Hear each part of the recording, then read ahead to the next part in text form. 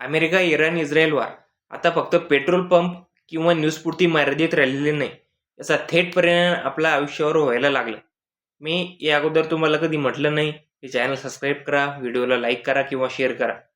आताही तेच, सबस्क्राईब करा किंवा नका करू, पण शेअर करा. शेअर होत नसेल तर एखादी लाईक करा, कारण हा व्हिडिओ जास्तीत जास्त लोकांपर्यंत पोहोचला पाहिजे. चला मुद्द्यावर येऊ. उदाहरण द्यायचं झालं तर काल अमूल आणि मदन डेअरी दुधाचे दर वाढले 2 रुपयांनी.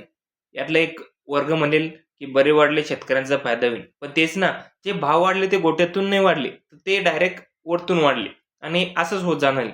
आणि ही भाववाढ तब्बल 13 महिन्यानंतर झाली, असं तज्ज्ञांचं म्हणणं आहे.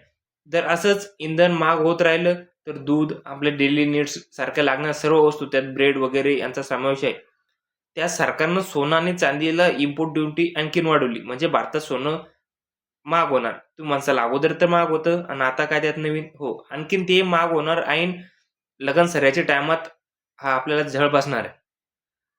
भारताचा ट्रेड डेफिसिट वाढत चाललाय, म्हणजे आपण बाहेरून जास्त माल आणतोय पण तितका आपण बाहेर देत नाही. याचाच भरून काढण्यासाठी हे इम्पोर्ट ड्युटी वाढवलं असं दिसत आहे. पीएम मोदींनी सुद्धा लोकांना 1 वर्ष तरी सोनं खरेदी करणं टाळा सांगितलं. त्यामुळे असं वाटतंय की ही ड्युटी 1 वर्ष तरी चालेल. आणखी एक गोष्ट म्हणजे भारतात साखरेचा एक्सपोर्टवर बंदी घातली, म्हणजे आपल्याला उसाला भाव मिळणार नाही. पण हे का केलं? काही महिन्यापूर्वी सरकारने शेतकरी आणि साखर कारखान्यांना एक्सपोर्टची परवानगी दिली होती, कारण बाहेर विक्री केली तर आपल्याला माहिती नफा मिळतो. पण अशी भिंती आहे की जागतिक बाजारात मागणी वाढली तर भारतात साखरेची दर सुद्धा भडकू शकतात. त्यामुळे सप्टेंबरपर्यंत एक्सपोर्ट थांबवलाय. हे सगळं का चाललंय? कारण याचं कारण माहिती आहे आपल्याला, इराण युद्ध. आता परिस्थिती इतकी गंभीर झाली की पीएम मोदीच्या ताफ्यातही फक्त आपल्याला एक मागं व्हिडिओ दिसला असं 1-2 दिवसांत की त्यात गाड्या कमी केल्या. फक्त 2च गाड्या दिसत आहे. अमित शहा यांनी सुद्धा साधेपणा स्वीकारला असं पाहिलं जाते. एखाद्या युद्धामुळे अशा प्रकारे जगभरात हे वातावरण तयार झालं, या अगोदर आपण कधीही पाहिलेलं नव्हतं. रशिया युक्रेन युद्धातही एवढा मोठा परिणाम झाला नव्हता. पण इथं प्रश्न फक्त 2 देशाचा नाहीये. हार्मोजमध्ये तणावाचं वातावरण झालंय. गेल्या 50 वर्षात एवढा मोठा ऊर्जेचे संकट जगावर कधीच आलेलं नव्हता असं दिसतंय. ओमानजवळ भारताचं एक कार्गो जहाज बुडालं, त्याच्यात ड्रोन हल्ला झाला. ही सतत गंभीर होत चाललेली बाब आहे. आता होलसेल इन्फ्लेशन 8.3% वर गेले, म्हणजे कारखान्यांना लागणारा कच्चा माल, स्टील, इंधन सगळं महाग झालं.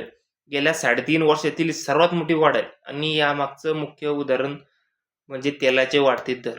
जागतिक विश्लेषणाचं असं म्हणणं आहे की हा फक्त ट्रेलर आहे. मोठी महागाई धक्का अजून बाकी असू शकतो. तुम्ही म्हणसाल काय बेवाडू राहिला आम्हाला? घाबरून द्यायचं कारण नाही. आता प्रश्न हा आहे की भारत ही परिस्थिती हाताळू शकतो का? रुपया आधीच डॉलर समोर विक्रमी घसरलाय.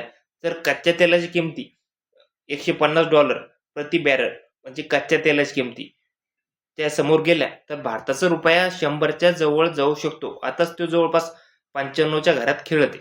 पण सगळ्यात एक पॉझिटिव्ह गोष्ट आहे की स्टँडर्ड ऑफ युअर्स सारख्या मोठ्या रेटिंग एजन्सी, एक अमेरिकेची एजन्सी आहे, ती म्हणते भारतीय अर्थव्यवस्था अजून मजबूत आहे.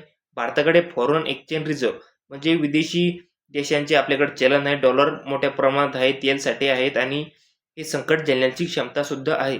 हो, शेअर बाजारात परदेशी गुंतवणूकदारांनी पैसे काढले हे बरोबर आहे, पण तरीही भारतात संधी आहे आणि भारताची अर्थव्यवस्था अजून टिकून आहे. मग आता आपल्याला काय करावं लागेल असं तुमचं म्हणणं आहे? फ्यूलचा वापर कमी करायला हवा. शक्य आहे तितकं work from home, public transport, electronic वाहनं वापरायला हवीत. अनावश्यक परदेशी वस्तू खरेदी करण्याचं कमी करायला हवं. तू म्हणसाल ते मोदींनी सांगितलं तू ऐकलं. हो, इथं प्रश्न मोदींचा नाही किंवा बीजेपी कोणत्याही पक्षाचा नाही किंवा एखाद्या विंगचा नाही. इथं प्रश्न आहे आपल्या पंतप्रधानांनी सांगितलं.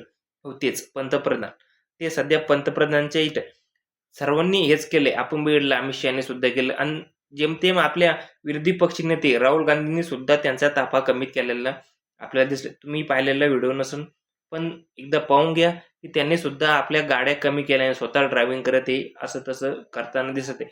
त्यांनाही माहिती ही जागतिक मंदी आहे.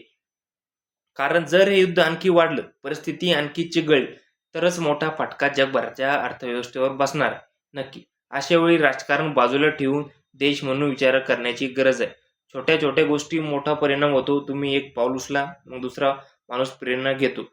आज भारतासाठी एक मोठी परीक्षा आहे आणि जरी परीक्षा आपण पास केली तर लोकांचा भारतावर विश्वास बसेल.